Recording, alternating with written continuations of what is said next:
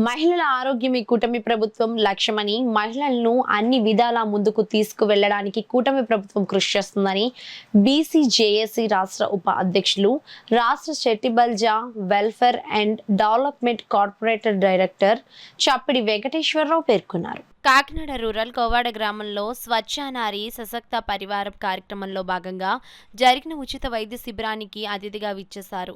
ఈ కార్యక్రమంలో doctor Divya gynaecologist, supervisor SK Ibrahim, Mariyamma, Umadevi, health assistant RV Chandrarao, Asha workers మరియు ఎంఎంఎల్హెచ్పిఎస్ తదితర వైద్య సిబ్బంది, కోవాడ తెలుగుదేశం పార్టీ నాయకులు శ్రీనివాసరావు చౌదరి ఏర్పాట్లను పర్యవేక్షించారు. ఈ సందర్భంగా డాక్టర్ చప్పిడి ఐసిడిఎస్ ఆశా మరియు అంగన్వాడీ వర్కర్స్ ని అభినందించారు.